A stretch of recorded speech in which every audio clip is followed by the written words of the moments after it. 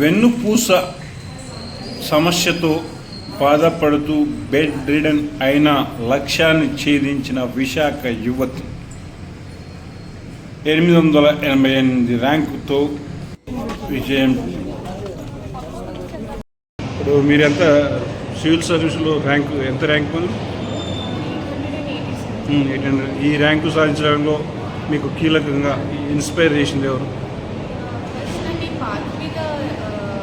ప్రేరేపించింది మా స్కూల్ గారండి, శ్రీ రాములు స్వామి.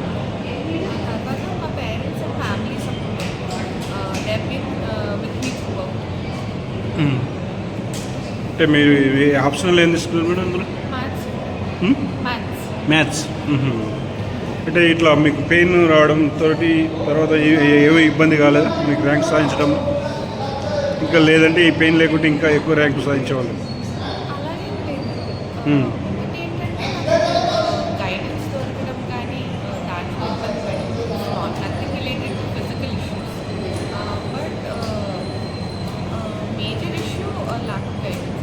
బట్ నెమ్మదిగా ఐ గాట్ ఇంట్రెస్ట్. అంటే యాక్సిడెంట్ అయిందా ఎట్లా? లేదండి, స్పైనల్ కార్డ్లో infection. Spine card infection.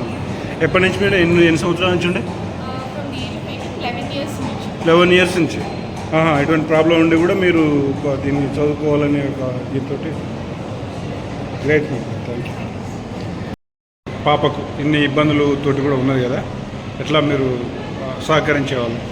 ఇప్పటికప్పుడు guide చేస్తూ ఉండేవాళ్ళం అండి, ఇలా ఉండాలి, చదువుకోవాలి, చేయాలి. మాకు బేసిక్గా గురువు గారు అండి, మా రామకృష్ణ స్వామి వారి వల్లే మేము ఇది చేయగలిగాం. ఓకే. అంటే ఫస్ట్ నుంచి కూడా బాగా చదువుతున్నారు?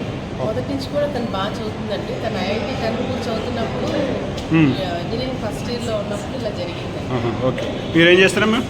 నేను ఉమెన్ చైల్డ్ వెల్ఫేర్ డిపార్ట్మెంట్లో సూపర్వైజర్గా చేస్తానండి విశాఖపట్నం. ఓకే. మీరు సార్?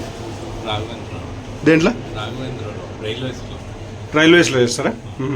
మీరు ఎలా ఇన్స్పైర్ చేశారు పాప సివిల్స్ ర్యాంక్ సాధించడంలో? మీరు ఎలా ప్రోత్సహించారు?